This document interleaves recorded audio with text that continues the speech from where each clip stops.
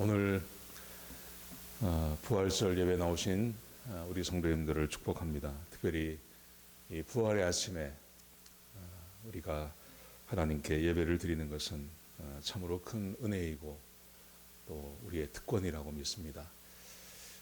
오늘 우리 예배 가운데 하나님께서 함께 하시고 또 예배를 통해서 우리에게 위로와 소망이 임하는 그런 귀한 예배가 될 줄로 믿습니다.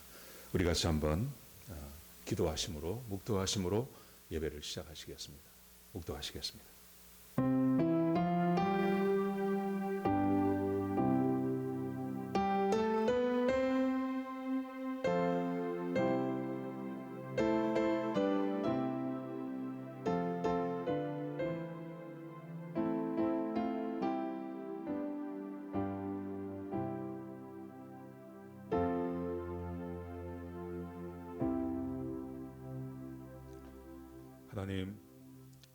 하나님께서 사람의 몸을 가지고 이 땅에 오셨다가 우리의 죄를 대신 지시고 십자가에 못 박혀 죽으시고 부활하신 그 은혜의 아침에 저희를 부르셔서 하나님께 예배드리게 하시니 감사합니다.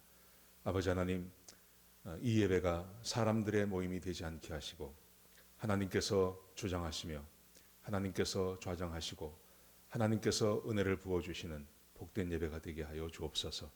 아버지의 하나님의 말씀에 선포되게 하시고 그 말씀이 우리 가운데 역사하여서 우리 성도들의 마음 가운데 하나님이 믿어지며 주의 약속이 믿어지는 그런 귀한 예배가 되게 하여 주옵소서. 예배를 시작합니다. 끝나는 시간까지 악한 원수마귀 일절 틈타지 못하게 하시고 아버지 하나님께서 영광을 받으시는 귀하고 복된 예배가 되게 하여 주옵소서. 주님 감사합니다. 예수님의 귀하신 이름으로 간절히 기도드렸습니다. 아멘. 우리 찬송가 151장 같이 하시겠습니다.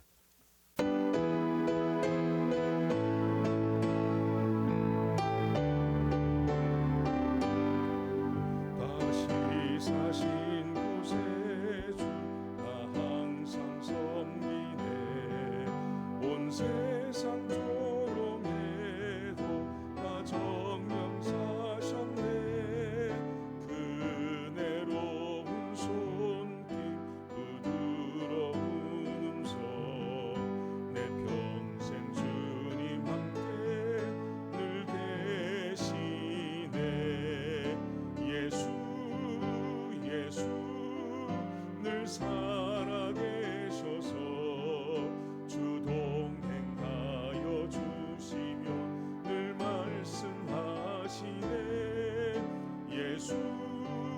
예수 내 구세주 예수 내 맘에 살아계시네. 늘 살아계시네. 온 세상 살펴보니 주 사랑 알겠네. 내 맘이 아플 때도 주 사랑 알겠네. 이 세상 풍파 이길 힘 주시는 주님 마침내 영광 중에 주 오시리. 예수 예수 늘 살아계셔서 주 동행하여 주시며 늘 말씀하시네. 예수 예수 내 구세주 예수 내 맘에 살아계시네. 늘 살아계시네. 주 믿는 성도들아 다 기쁜 노래로 주 예수 우리와 함께 다 찬양 드리세. 이 세상 소망이요 참된 구 되시는 주 예수 영원토록 찬양하세. 예수 늘 살아계셔서 주 동행하여 주시며 늘 말씀하시네. 예수 예수 내 구세주 예수 내 맘에 살아계시네. 늘 살아계시네.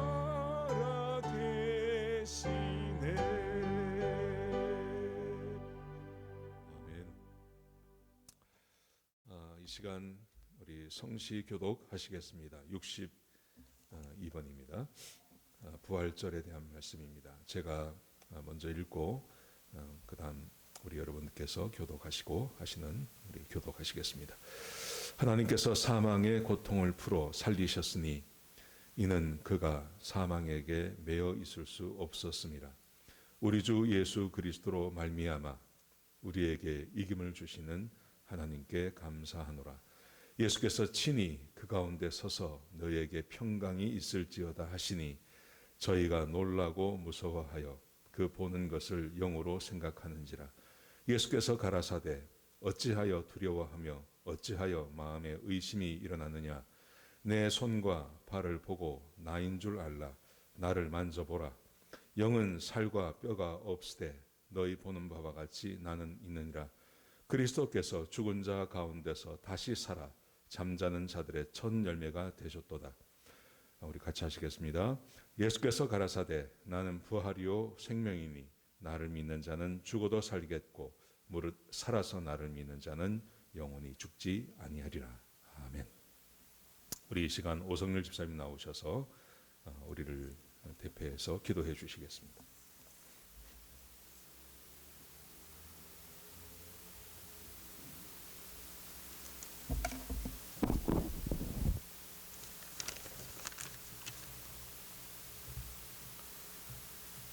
죄로 죽었던 우리들을 사랑하시사 십자가의 보혈로 우리들에게 죄사함과 참된 소망을 확증해 주시기 위하여 부활의 첫 열매가 되게 하신 그 은혜와 섭리에 감사와 영광을 올려드립니다.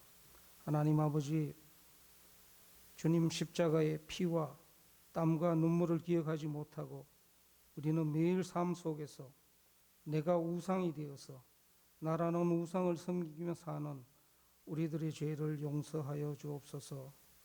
우리 모두가 주님의 무한한 사랑과 용서, 용납의 빚진 자임을 한순간도 잊지 말고 나라는 우상을 매 순간 십자가에 못 박으며 늘 십자가의 감격과 감사 속에 살게 하옵소서. 하나님, 우한폐렴으로 익숙지 않는 온라인 예배를 통하여 드리는 우리의 예배가 신령과 진정으로 드려져 하나님 전에 상달되게 하옵시고 이 예배가 죽음의 권세를 이기고 부활하신 주님을 만나는 복된 예배 되게 하옵소서. 십자가 사건 이후 불안과 슬픔, 절망 중에 있는 제자들에게 나타나셔서 너희에게 평강이 있을지어다 하신 주님, 지금 우한 폐렴의 감염에 대한 공포, 경제적인 위기에 대한 염려와 걱정, 우리들을 힘들게 하는 삶의 공고함 중에 있는 우리들에게도 찾아오셔서 우리들을 회복시켜 주시고 평강을 주옵소서. 하나님, 여호와의 말씀이 희귀하고 이상이 흔히 보이지 않았을 그때에 하나님 섬기기에 최선을 다했던 사무엘을 찾아오셨던 하나님, 예수님의 부활이 가짜라고 주장하고 하나님의 말씀과 예배가 무시되고 조롱거리가 되는 오늘날 이 시기에 우리 마음에 있는 하나님의 등불이 꺼지지 않게 하옵소서. 특별히 우한 폐렴으로 인하여서 근심과 미움, 욕심과 허탄한 생각들이 우리 안에 겹겹이 쌓여 하나님의 음성을 듣지 못할까 두렵습니다. 코로나로 집에 칩거하는 동안 성령 하나님께서 우리 마음을 주장하여 주셔서 마땅히 품어야 할 것 외에는 버리게 하시고 하나님의 음성을 듣게 하시고 말씀하옵소서. 내가 듣겠나이다 하는 겸손함과 준비된 심령 모두 되게 하옵소서. 하나님, 우리 교회가 이 시대에 하나님이 원하시는 교회, 찾으시는 교회 되게 하옵소서. 우리 모두가 경외함으로 하나님을 사랑하며 용서함으로 형제들을 사랑하여 이 전에서 드려지는 우리의 모든 간구와 기도의 제목들이 하나님께 전해지며 응답받아 우리 교회가 만인이 기도하는 집이라 칭함을 받는 소문난 교회 되게 하옵소서. 땅 위에 세우신 담임 목사님 영육간의 강건함 주시고 성령 충만하게 하옵소서. 하나님의 마음과 하늘의 비전을 주셔서 목회하기에 부족함이 없게 능력의 장중에 늘 붙들어 주옵소서. 예수님께서 고난을 받으심으로 우리가 평화를 누립니다. 주께서 채찍을 받음으로 우리가 나음을 받았습니다. 오직 부활의 십자가, 영생의 십자가, 영광의 십자만 자랑하며 사는 우리 모두 되게 하옵소서. 예배 모든 순서를 성령 하나님께 의탁하옵고 이 모든 말씀 부활의 첫 열매 되시고 천인이 우리 왼편에서 만인이 우리 우편에서 엎드려질지라도 이 우한 폐렴으로 우리를 지켜주신 피난처 되신 예수님의 이름으로 기도합니다.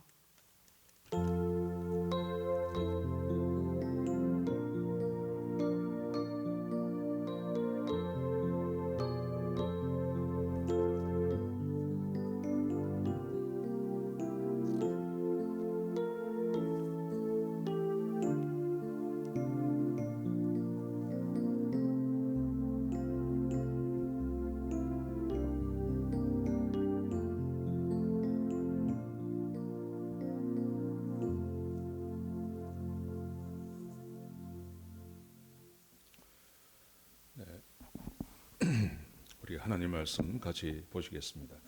누가복음 24장입니다.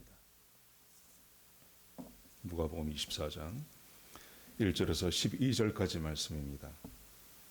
제가 한 절 읽고 여러분들이 한 절 읽고 해서 우리 교독하시겠습니다. 안식 후 첫날 새벽에 이 여자들이 그 준비한 향품을 가지고 무덤에 가서 돌이 무덤에서 굴려 옮겨진 것을 보고 들어가니 주 예수의 시체가 보이지 아니하더라. 이로 인하여 근심할 때 문득 찬란한 옷을 입은 두 사람이 곁에 섰는지라. 여자들이 두려워 얼굴을 땅에 대니 두 사람이 이르되 어찌하여 살아있는 자를 죽은 자 가운데서 찾느냐. 여기 계시지 않고 살아나셨느니라. 갈릴리에 계실 때 너희에게 어떻게 말씀하셨는지를 기억하라. 이르시기를 인자가 죄인의 손에 넘겨져 십자가에 못 박히고 3일 만에 다시 살아나야 하리라 하셨느니라 한데 그들이 예수의 말씀을 기억하고 무덤에서 돌아가 이 모든 것을 11사도와 다른 모든 이에게 알리니 이 여자들은 막달라 마리아와 요한나와 야고보의 모친 마리아라. 또 그들과 함께한 다른 여자들도 이것을 사도들에게 알리니라. 사도들은 그들의 말이 허탄한 듯이 들려 믿지 아니하나 베드로는 일어나 무덤에 달려가서 구부려 들어가도 보니 세마포만 보이는지라. 그 된 일을 놀랍게 여기며 집으로 돌아가니라. 아멘.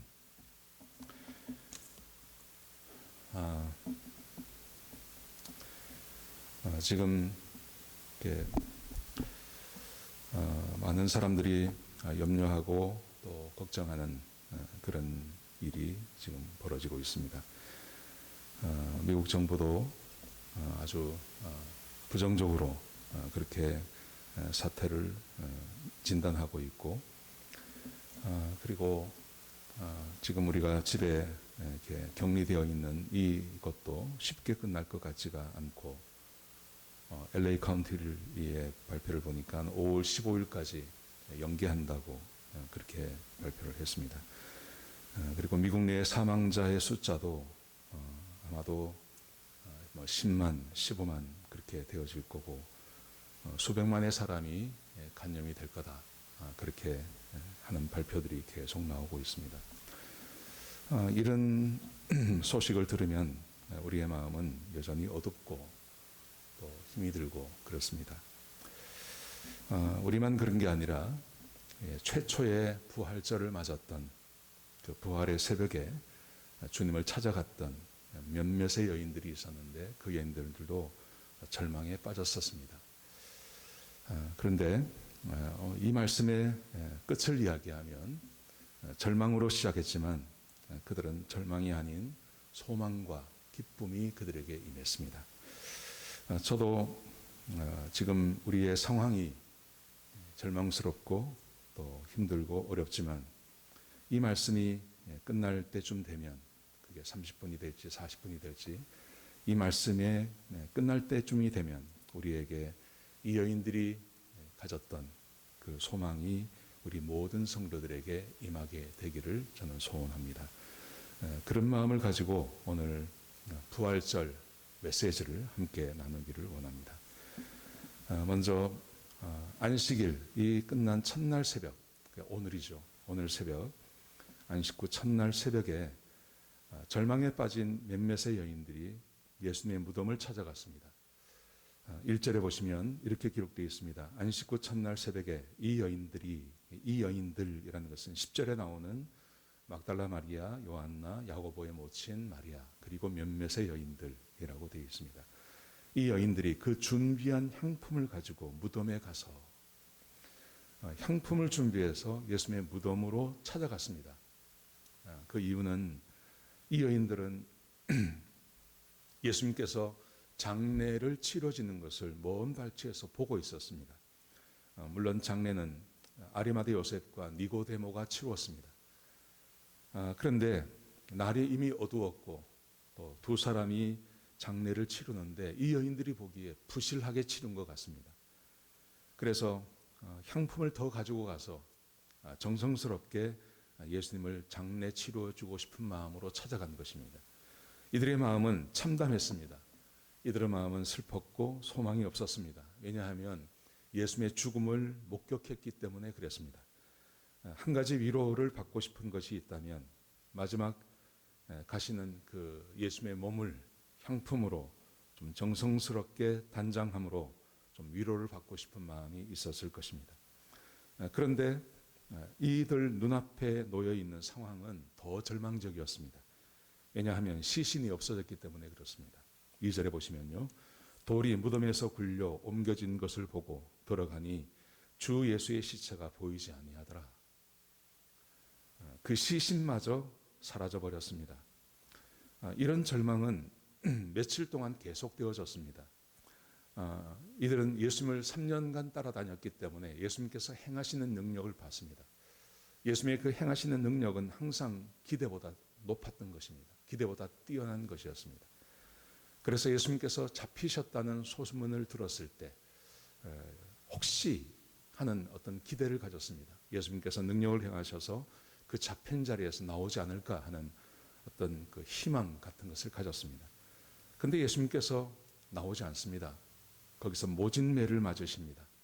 매를 맞으셔도 혹시 하는 희망을 가졌습니다.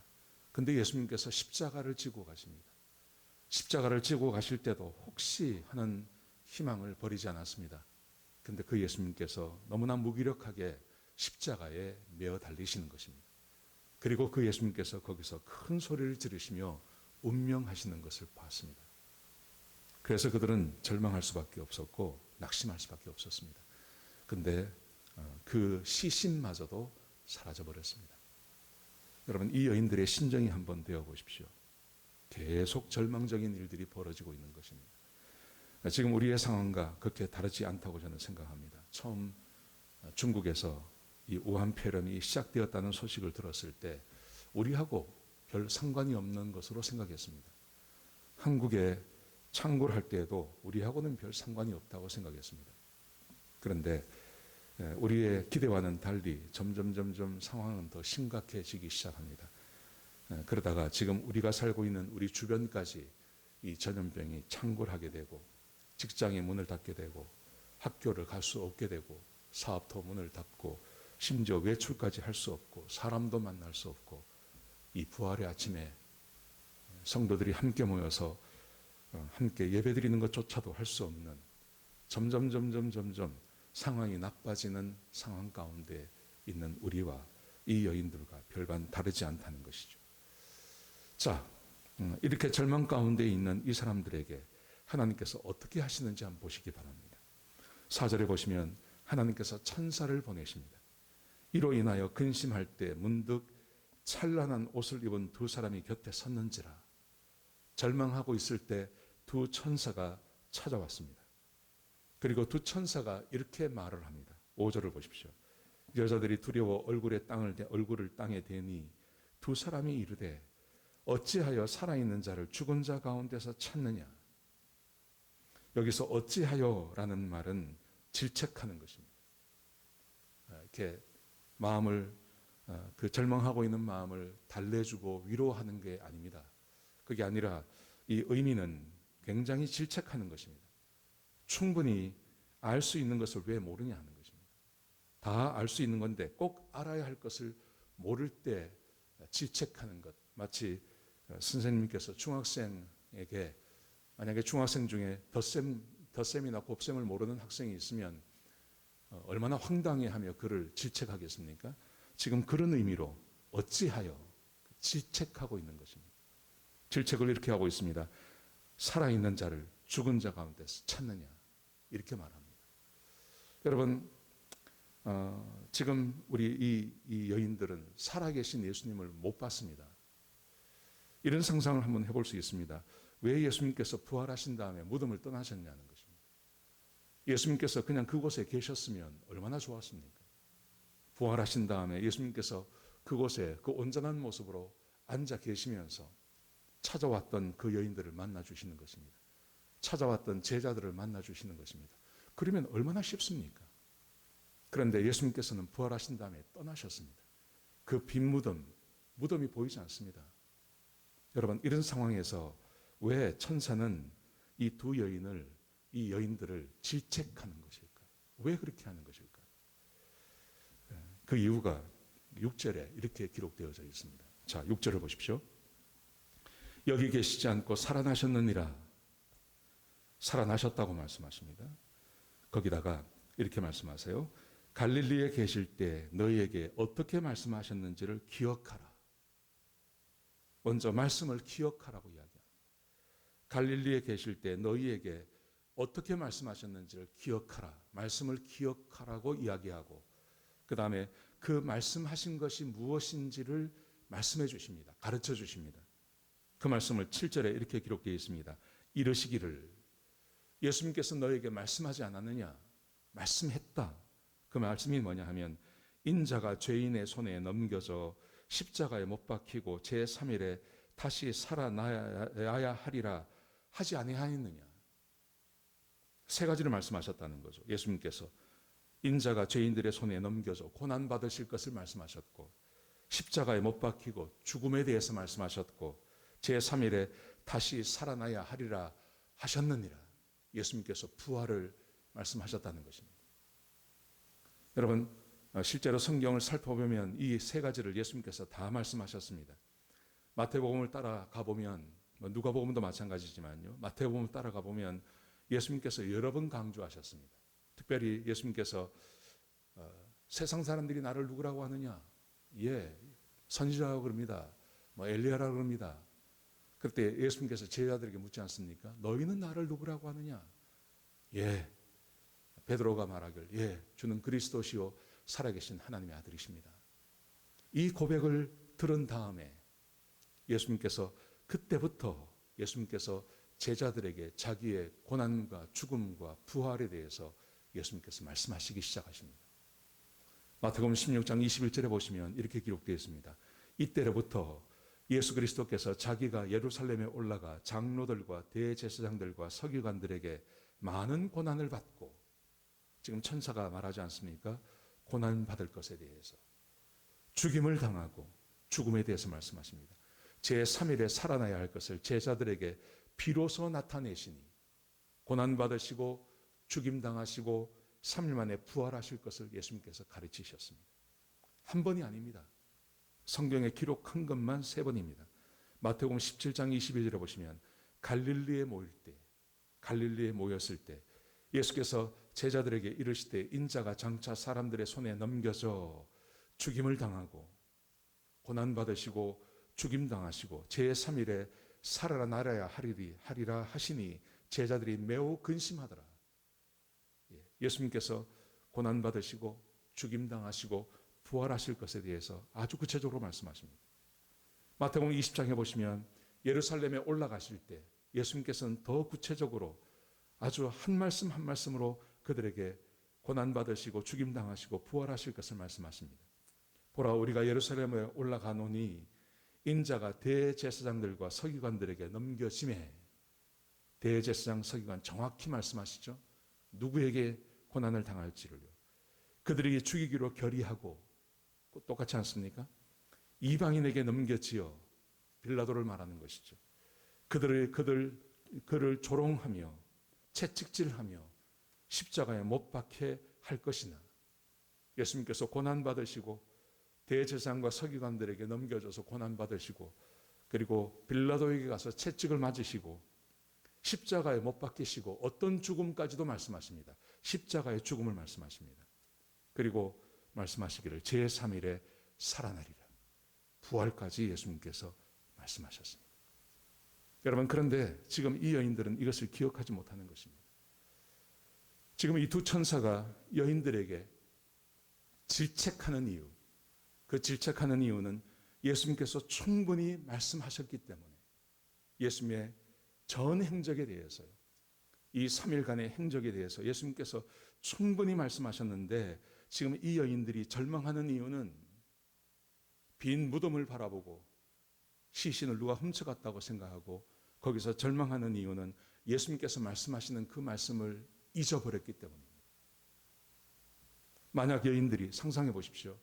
만약 여인들이 예수님께서 말씀하신 것을 중요하게 생각하고, 그리고 그 말씀을 마음에 품고 그 말씀을 기억하며, 그리고 예수님께서 당하신 그 3일간의 행적 가운데, 그 일들 가운데 이 모든 일들 안에 예수님께서 말씀하신 것으로 그것을 해석했다면 어떤 일이 벌어졌을까요? 한번 상상해 보십시오. 가룟 유다에 의해서 예수님께서 대제사장들에게 잡혀가셨습니다. 아마 놀랐을 것입니다. 그러나 분명히 예수님께서 대제사장들에게 넘겨질 것을 예수님께서 말씀하셨기 때문에 처음엔 놀라지만, 아, 예수님께서 말씀하신 대로 되는구나 라고 생각했을 것입니다. 대제사장에게서 그 다음에 빌라도의 관정으로 넘어가셔서 재판을 받으실 때 예수님께서 이미 말씀하신 거기 때문에, 아, 말씀하신 대로 되는구나 라고 생각했을 것입니다. 예수님께서 채찍을 맞으실 때 아프고 마음은 쓰리지만 예수님께서 말씀하신 대로 되는구나 라고 생각했을 것입니다. 예수님께서 사형 선고를 받으시고 십자가를 지고 그 길을 걸어가실 때 슬프고 아프고 마음은 쓰리지만 예수님께서 말씀하신 대로 되고 있구나 라고 생각했을 것입니다. 예수님께서 십자가에 못 박히실 때 말씀대로 되어진다는 것을 알았을 것입니다. 예수님께서 큰 소리를 지르며 운명하실 때 예수님께서 말씀하신 대로 지금 되어지고 있다라는 것을 생각했을 것입니다. 그리고 아리마대 요셉과 니고데모에 의해서 무덤에 묻히실 때도 예수님께서 말씀하신 대로 되고 있다라는 생각을 지워지지 못했을 것입니다. 여러분, 여인들이 절망할 필요가 있었나요? 아닙니다. 모든 것 하나하나 예수님께서 아주 친절하게 어떤 사람들에게 어떤 고난을 받고 십자가에서 어떤 죽임을 당할 것인가에 대해서 예수님께서 상세하게 가르치셨기 때문에 너무 놀라거나 당황할 필요가 전혀 없었던 것입니다. 오늘 아침도 마찬가지 아니겠습니까? 이 여인들은 슬픔을 가지고 예수님의 몸을 단장하기 위해서 찾아올 이유가 하나도 없었습니다. 예수님께서 분명히 부활하신다고 말씀하셨기 때문에 부활하신 예수님을 만나러 이곳에 나와야 하는 것입니다. 그리고 빈 무덤을 봤을 때 절망이 아니죠. 시신이 없어진 걸 봤을 때 절망할 것이 아니라 오히려 그 안에서 소망과 기쁨이 일어나야 하는 거 아니겠습니까? 예수님께서 말씀하신 대로 다 되어졌으니까요. 이 여인들이 예수님께서 말씀하신 것을 주의 깊게 듣고 마음에 새기고 그 말씀으로 상황을 지켜보고 판단했다면 절대 여기서 이렇게 절망할 이유가 없는 것입니다. 마땅히 예수님께서는 이렇게 해 주기를 기대하셨는데 여인들이 그렇게 하지 않았습니다. 그래서 슬퍼하고 놀라는 이 여인들을 향해서 천사가 어찌하여, 왜 그렇게 하냐고 지금 다그치며 그들을 질책하고 있는 것입니다. 여러분, 오늘 본문의 말씀에서는 천사가 그들을 질책합니다. 그런데 오늘 본문에 함께 읽진 않았지만 누가복음 24장 13절부터 36절 그 다음 말씀해 보시면 엠마오로 가는 두 제자의 이야기가 나옵니다. 여기서는 예수님께서 그 엠마오로 가는 두 제자를 질책하는 이야기가 나옵니다. 두 제자가 절망하며 엠마오로 가고 있었습니다. 예수님께서 길에서 함께 동행하셨습니다. 그런데 이 사람들이 얼마나 절망을 했는지 함께 동행하는 그 예수님을 못 알아봅니다. 예수님께서 묻습니다. 왜 그렇게 절망하느냐고. 그러자 이 두 사람이 그 예수님께 이렇게 대답을 합니다. 예루살렘에서 있었던 일을 당신은 모르느냐? 우리는 예수님이 이스라엘을 속량할 뿐이라고 생각했다. 그런데 대제사장들과 관리들이 그 예수님을 십자가에 못 박혀 죽여버렸다. 이미 벌써 이 일이 지난 지가 3일이 되었다. 그런데 우리 가운데 어떤 여자들이 그 예수가 살아났다고 한다. 허탄한 이야기를 하고 있다. 이렇게 대답을 했습니다. 그렇죠. 그렇게 대답하는 그 두 제자를 향해서 예수님께서 이렇게 말씀하십니다. 이 미련하고, 성경에 미련이라는 말을 쓰십니다. 질책하신 것입니다. 이 미련하고 선지자들의 말한 모든 것을 마음에 더디 믿는 자들이에요. 예수님께서 함께 가는 자들을 질책하십니다. 이 미련한 자들이라고. 왜냐하면 하나님의 선지자들이 말한 것을 더디 믿기 때문에. 그러면서 예수님께서 그들에게 그리스도가 이런 고난을 받고 자기 영광 가운데 들어가야 하지 않느냐? 그리스도께서 살아계실 때 그렇게 말씀하지 않으셨느냐? 그러면서 예수님께서 모세의 말씀으로부터 모든 선지자의 말씀을 다 들어서 성경 가운데 예수 그리스도에 대한 이야기들을 자세하게 그들에게 풀어주시며 설명해 주었습니다. 그러자 이 두 제자가 그 이야기를 듣고 서로 이렇게 이야기합니다. 길에서 그분이 우리에게 말씀을 풀어주실 때, 성경을 풀어주실 때 우리의 마음이 뜨겁지 아니하더냐? 사랑하신 성도 여러분, 지금 여기 있는 두 제자, 예수님의 죽음 때문에 너무나 실망해서 예수님의 부활의 소식을 들었음에도 불구하고 그 제자의 무리를 이탈해서 고향으로 돌아가고 있는 이 엠마오로 가는 두 제자도 그렇고, 이 부활의 새벽에 절망의 가운데 예수님의 시신이 없는 것을 보고 더 절망 가운데 있는 이 여인도 그렇고 공통점이 있습니다. 공통점은 예수님께서 이미 말씀하시고 하나님께서 이미 말씀하신 그 말씀을 믿지 않는 겁니다. 하나님의 약속을 믿지 못하는 것입니다. 그래서 예수님께서 그들을 미련하다고 질책하시고, 그리고 이 천사들도 이 여인을 미련하다고 말하고 있는 것입니다.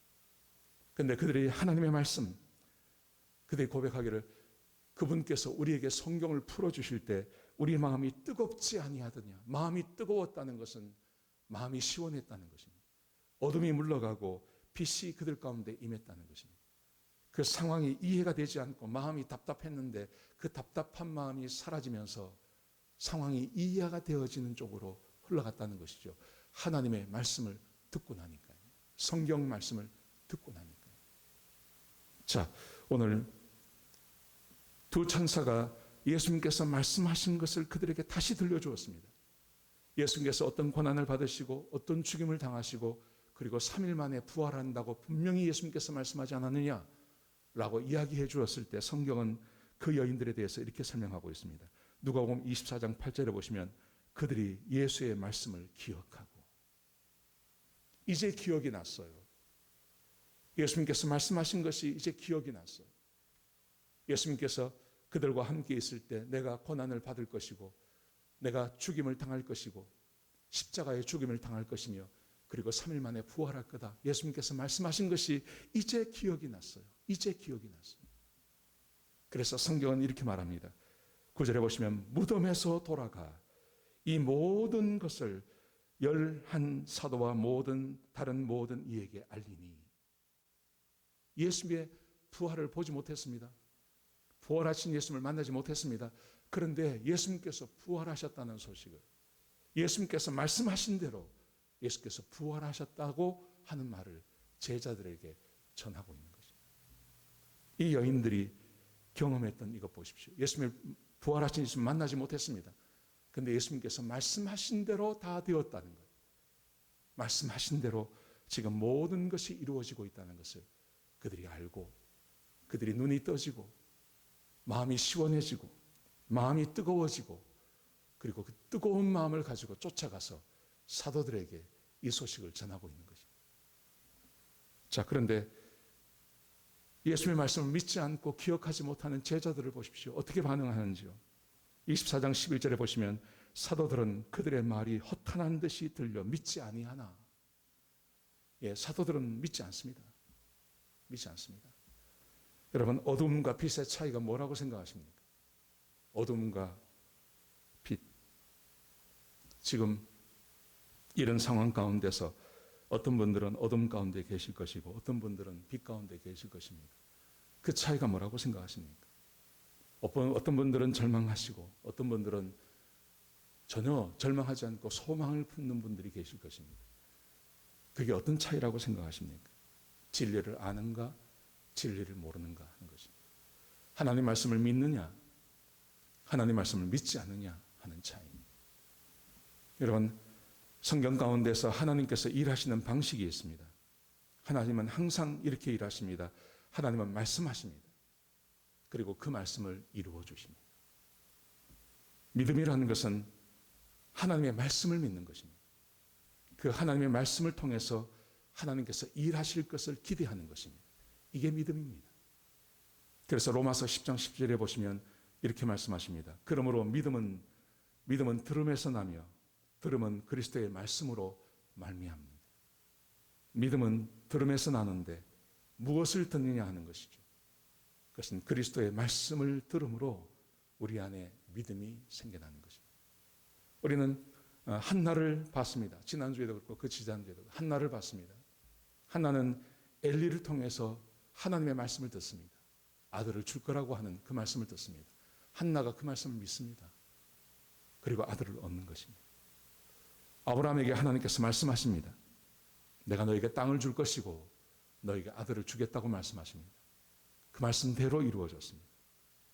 사랑하시는 성도 여러분, 여러 번 이야기하는 것이지만 지금 우리 귀에는 다양한 이야기가 들립니다.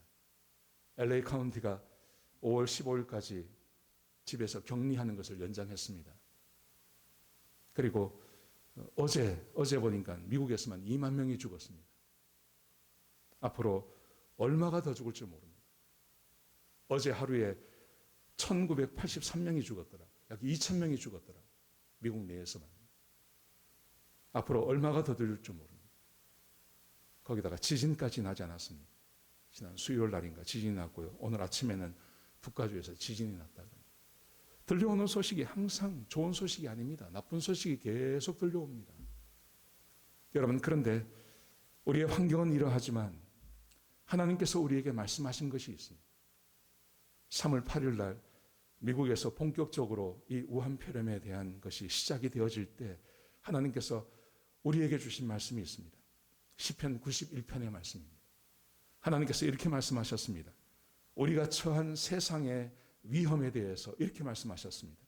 시편 91편 5절에 보시면 너는 밤에 찾아오는 공포와 낮에 날아드는 화살과 밤에 찾아오는 공포, 낮에 날아드는 화살, 어두울 때 퍼지는 전염병, 밝을 때 닥쳐오는 재앙을 두려워하지 말라. 여러분, 지금 우리가 처해 있는 상황과 너무나 똑같지 않습니까? 밤에 찾아오는 공포, 낮에 찾아드는 화살, 어두울 때 퍼지는 전염병, 눈에 보이지 않게 퍼져가는 전염병, 밝을 때 닥쳐오는 재앙, 눈에 보이게 있는 재앙들이 있지 않습니까?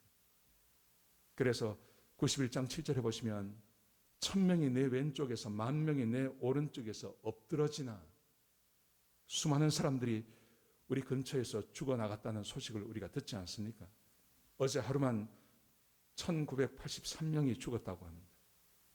여러분, 이런 세상 가운데서 세상에서 가장 안전한 사람들이 있다고 말합니다. 시편 91편 1절에 보시면 지존자의 은밀한 곳에 거주하며 전능자의 그늘 아래 사는 자여. 지존자의 은밀한 곳, 그리고 전능하신 하나님의 날개 밑에 거하는 자, 이 사람들에 대해서 하나님께서 이렇게 말씀하십니다.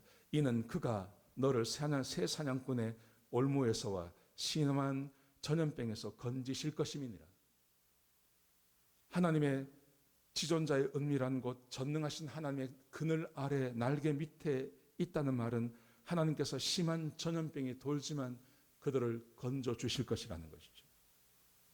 그러면 지존자의 은밀한 곳에 전능자의 그늘 아래 거하는 사람이 어떤 사람이냐 하는 것입니다. 이미 나누었습니다. 시편 91편 14절에 말씀하시기를 하나님이 이르시되 그가 나를 사랑한즉 내가 그를 건지리라. 하나님을 사랑하는 사람들 하나님께서 건져내시겠다고 약속하십니다. 하나님께서 우리에게 주신 약속입니다. 예수님께서 제자들에게 그 당할 일에 대해서 말씀하셨습니다. 내가 고난을 받고 내가 죽임을 당하고 그리고 내가 3일 만에 부활할 거다. 하나님께서 우리에게 말씀하십니다. 나를 사랑하면 내가 건져주겠다. 우리 주변에서 내 왼쪽에서 1000명의 사람이, 내 오른쪽에서 10,000명의 사람들이 엎드러지게 될 것이다. 그리고 어두울 때 퍼져나가는 그 전염병, 눈에 보이지 않는 그 전염병이 퍼져나가게 될 것이다. 그런데 이런 상황 안에서도 하나님의 은밀한 곳에, 하나님의 날개 밑에 거하여서 심한 전염병에서 건짐을 받는 사람들이 있다고 말씀하세요. 근데 그게 누구냐 하는 거죠. 바로 그가 나를 사랑한즉 내가 그를 건지리라. 그가 내 이름을 안즉 내가 그를 높이리라. 하나님을 사랑하고 하나님의 이름을 아는 사람들, 하나님께서 건져내시고 높여주시겠다고 약속하시는 것입니다. 하나님을 사랑하는 것은 계명을 지키는 것입니다. 나의 계명을 지키는 자라야 나를 사랑하는 자니, 나를 사랑하는 자는 내 아버지께 사랑을 받을 것이요 나도 그를 사랑하여 그에게 나를 나타내리라. 하나님을 사랑하는 사람, 그 계명을 지키는 사람들, 하나님께서 사랑해서 그를 건져주시겠다고 약속하고 계신 것입니다. 이게 하나님의 말씀입니다. 하나님께서 우리 교회에 주신 말씀입니다. 3월 8일 날 이 미국에서 이게 창궐하기 시작할 때 하나님께서 이곳에 말씀하셨습니다. 하나님께서 우리 성도들에게 다 말씀하셨습니다. 뿐만 아니라 하나님께서 우리에게 신명기를 주셨습니다. 새벽마다 하나님께서 신명기를 통해서 우리에게 주시고 있는 메시지가 있습니다. 신명기 1장, 2장, 3장, 4장, 5장 지금까지 오면서 하나님께서 일관성 있게 우리에게 계속해서 말씀하시는 것, 그것은 하나님의 말씀에 순종하면 살고 하나님의 말씀에 불순종하면 죽는다는 겁니다. 하나님께서 말씀하지 않습니까? 이스라엘 백성들이 하나님의 말씀에 순종하지 않고 그 말씀을 믿지 않고 가데스 바냐에서 하나님을 대적했습니다. 그래서 그들에게는 40년이라고 하는 세월 동안 광야에서 지내게 되었습니다. 그 40년의 광야 생활, 그 40년의 광야 생활을 아이러니하게요, 하나님께 불순종해서 징계의 시간을 보내는 그 40년 동안은 이스라엘 백성들이 하나님의 말씀에 순종을 합니다. 참 이상합니다. 그 40년 동안 이스라엘 백성들은 하나님께서 명령하신 대로 순종했습니다. 그 결과가 뭔지 아십니까? 신명기 2장 7절에 보시면 하나님께서 이렇게 말씀하십니다. 내 여호와께서 내가 하는 모든 일에 내게 복을 주시고 내가 이 큰 광야에 두루 다님을 알고 내 하나님 여호와께서 이 40년 동안을 너와 함께 하셨으므로 내게 부족함이 없었느니라. 가데스 바냐에서 불순종해서 40년 광야 생활을 시작했는데 그 40년 광야 생활에서 이스라엘 백성들이 하나님께서 명령하신 대로 순종하자 하나님께서 복을 주시고 하나님께서 그들과 함께 동행해 주시며 그 결과 그들에게 부족함이 없었다고 성경은 말하고 있습니다. 여러분, 3월부터 오늘이 오기까지 하나님께서 새벽마다 우리에게 말씀하십니다. 새벽마다.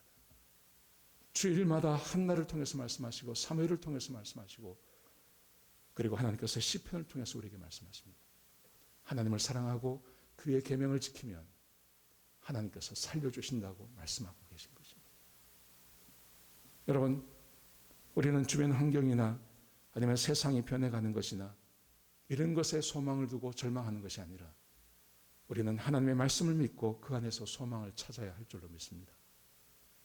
오늘 이 새벽에, 이 부활의 새벽에 첫 새벽을 맞았던 이 여인들, 천사들이 가르쳐주는 그 말씀을 한 3일만 일찍 기억했다면요, 그들에게는 이 새벽이 절망의 새벽이 아니었을 것입니다. 그들에게는 이 새벽이 소망과 감사와 기쁨의 새벽이 되었을 것입니다. 비어있는 그 무덤이 예수님의 시신이 없는 그것이 더 소망이었을 것입니다. 그런데 하나님의 말씀을 기억하지 못했기 때문에 그들에겐 절망이 될 수밖에 없었습니다. 지금 우리의 상황도 마찬가지라고 저는 생각합니다. 우리의 마음 가운데 하나님의 말씀이, 시편의 말씀이, 신명기의 말씀이 우리 마음 가운데 새겨지고 그 말씀이 내 마음에 기억되어지고 그 말씀이 나를 지배하면 절망하지 않습니다. 내가 하나님을 사랑하고 하나님의 이름만 알면 주님이 내 옆에 1000명이 10,000명이 죽어나와도 눈에 보이는 전염병이 이 세상에 창궐한다 하더라도 하나님께서 지켜주신다고 하셨어. 괜찮아. 그런 소망과 그런 담대함이, 그런 빛이 우리 마음 가운데 생겨나는 것입니다. 지금 한국도 그렇고 미국도 그렇고 사람들이 이혼 상담이 많이 일어난대. 이혼 상담이. 왜 그러냐 그랬더니 그동안 집을 나가서 지내던 사람들이 다 집으로 들어와서 부부가 함께 집에서 보내는 시간이 많아지고 서로 요구하는 것이 많아지고 부부들이 주부 습진이 걸렸다 그래요. 뭐 새끼 밥을 해야 되고 막 이러니까요. 이러니까 힘든 거예요. 그래서 이혼 상담이 늘어난다는 거예요. 여러분, 주님께서 우리에게 말씀하시기를 나를 사랑하는 자, 하나님을 사랑하는 자는 내 계명을 지키는 자라 그랬죠. 그 계명은 하나님을 사랑하고 이웃을 사랑하는 거 아닙니까? 우리가 뭐 세상을 사랑하는 것도 아니고 저 멀리 있는 사람들을 사랑하는 것도 아니고 집안에서 함께 지내는 내 남편, 내 아내, 내 자식, 가깝게 지내는 사람들 사랑하고 섬기고 한번 해보십시오. 이게 얼마나 어려운 건지, 이게 얼마나 힘들고 어려운 건지를 우리에게 지금 극명하게 보여주는 거 아닙니까? 우리는 그동안 너무 허황된 것에 마음을 두고 있었어요. 세계를 품어라, 세계를 사랑해라. 아니요. 가족을 사랑하고 가족을 섬기는 게 얼마나 힘든데. 하나님의 말씀에 순종하는 것, 그 하나님의 말씀에 순종하는 것이 지존자의 그늘에 숨는 것입니다. 하나님의 말씀에 순종하는 것이 전능자의 그늘 아래 들어가 거기서 안전하게 지내는 것입니다. 이 말씀을 내 마음에 새기고 이 말씀대로 살아갈 때 우리에게 소망이 있을 줄로 믿습니다. 두려움과 절망과 어둠이 아니라 이 하나님의 말씀이 우리 마음 가운데 새겨지고 믿어지면 우리 마음 가운데 빛이 임할 줄로 믿습니다. 우리한테 소망이 임하고 우리 안에 감사가 임하고 우리 안에 주께서 주시는 기쁨과 자유함이 우리 가운데 임할 줄로 믿습니다. 이 말씀 붙잡으시고 오늘 부활절을 지내시는 저와 여러분이 되시길 주의 이름으로 축복합니다. 기도하시겠습니다. 하나님, 이 아침에 저희들에게 말씀을 주셔서 감사합니다.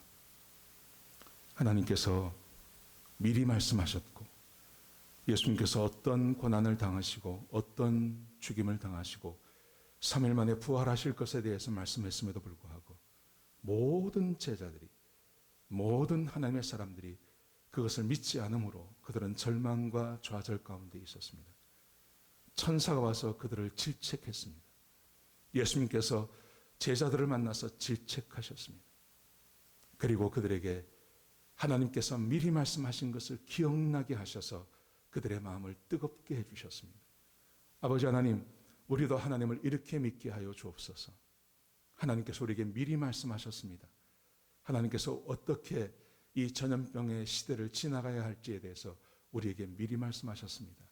하나님, 우리 사랑하는 성도님들, 이 말씀 믿고 이 말씀 마음에 새기고 이 말씀을 따라 사는 주의 백성들이 되게 해주셔서 한 사람도 절망 가운데 있지 않게 하시고 환경과 또 여건을 보면서 좌절하지 않게 하시고 미래를 생각하며 우물한 날들을 보내지 않게 하시고 하나님의 말씀 안에서 소망과 빛을 바라보는 또 주의 백성들이 될 수 있도록 역사하여 주옵소서. 주님 감사합니다. 예수님의 귀하신 이름으로 간절히 기도드렸습니다. 아멘. 이 시간 우리 찬양하시겠습니다. 준비하신 대로 하나님 앞에 헌금하시기 바랍니다. 헌금하는 시간도 가지시기 바랍니다.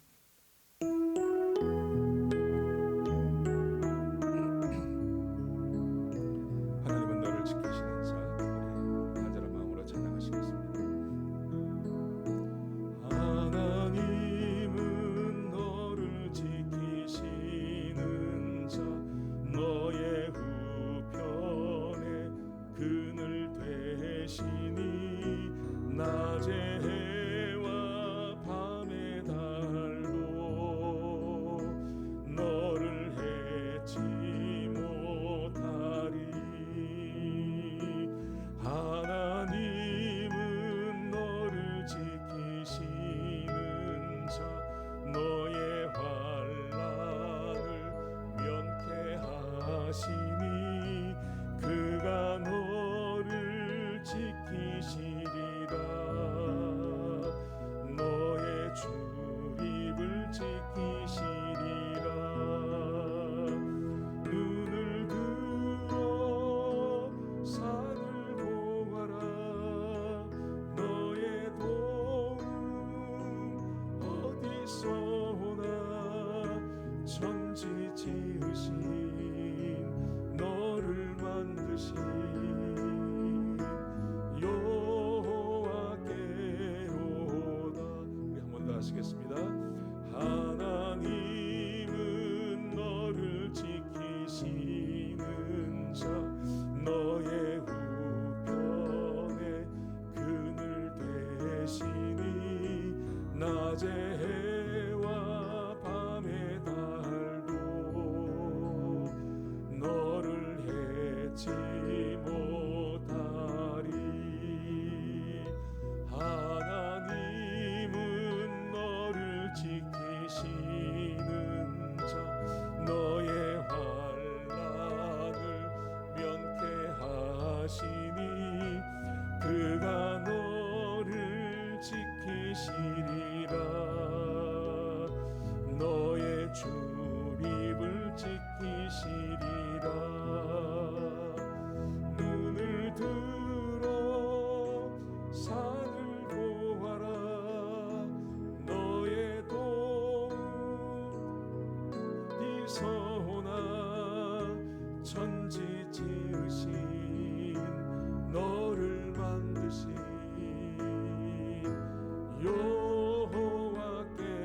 여호와께로다. 눈을 들어 산을 보아라. 눈을 들어 산을 보아라.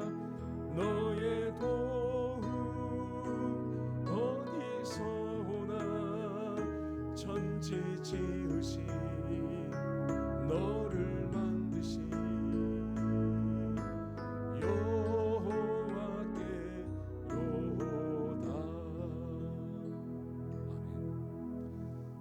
아멘. 하나님께서 우리를 지켜주시고 보호해주시고 함께 동행해 주실 것입니다. 우리가 주의 말씀을 듣고 하나님께 예배드리고 그 말씀을 마음에 새기고 귀히 여기면, 그 말씀에 순종하면 이스라엘 백성들이 40년 동안 주와 동행한 것처럼 그리고 가나안 땅을 정복해 나갈 때 주께서 동행하신 것처럼 또 다윗과 함께 하셨고 다니엘과 함께 하셨고 에스더와 함께 하셨던 그 하나님께서 지금 또 동일하게 저와 여러분의 삶을 축복해 주실 것입니다. 이번 한 주간도 하나님께서 안전하게 지켜주실 것입니다. 염려하지 마십시오. 걱정하지 마십시오. 집안에서 행복하게 사십시오. 그동안 함께 지내지 못한 시간들이 많았을 텐데 많은 시간 함께 보내시면서 행복한 시간 보내시기 바랍니다. 기도하시겠습니다. 아버지 하나님, 우리에게 귀한 시간 주시고 귀한 말씀 주셔서 감사합니다. 하나님, 우리 성도들을 축복하여 주옵소서. 염려하거나 걱정하는 자가 없게 하여 주옵소서. 하나님의 말씀으로 우리의 소망 삼게 하여 주옵소서. 주의 말씀을 기억하는 사람들이 되게 하여 주시옵소서. 하나님께 질책받는 자들이 되지 않게 하여 주옵소서. 하나님께서 우리에게 주신 말씀이 있습니다. 시편 91편의 말씀을 기억하게 하시고 신명기의 말씀을 기억하게 하여 주옵소서. 아버지 하나님, 그렇게 역사해 주셔서 우리 사랑하는 성도님들 염려하고 걱정하지 않게 하시고 우리 마음 가운데 빛이 들어오게 하시고 소망이 들어오게 하시고 하나님과 함께할 것을 늘 기대하며 살아가는 주의 백성들이 될 수 있도록 역사하여 주옵소서. 아버지 하나님, 우리의 건강을 지켜주시고 우리의 사업터를 지켜주시고 우리의 직장을 지켜주시고 우리의 학교를 보호하여 주시옵소서. 한 사람도 어려움 겪는 사람이 없게 하시고 이 질병에 감염되는 자가 없도록 하나님 지켜주시고 보호하여 주시옵소서. 하나님, 매일 새벽마다 우리에게 말씀해 주시니 감사합니다. 그 말씀 붙잡고 하루를 살아가게 하시고 수요예배에 참여하게 하시고 주일 예배에 참여하게 하시고 새벽 예배에 참여할 수 있도록 역사하여 주옵소서. 참여해서 주의 말씀에 귀를 기울이는 자들에게 성령께서 임재하셔서 그 말씀이 귀로만 듣는 것이 아니라 마음에 새겨지게 하시고 그 말씀이 믿어지게 하시고 그 말씀 안에서 소망을 찾는 주의 백성들이 될 수 있도록 역사하여 주시옵소서. 이제는 우리 주 예수 그리스도의 그 크신 은혜와 우리 아버지 하나님의 그 크신 사랑과 성령 하나님의 내주하시고 인도하시는 그 은혜가 오늘 말씀을 듣고 하나님의 말씀을 기억하며 그 말씀 안에서 소망과 빛을 찾기로 다짐하는 주의 백성들 머리 위에 지금부터 영원까지 함께 하시옵기를 예수 그리스도의 이름으로 간절히 축복하며 기도드렸습니다. 아멘.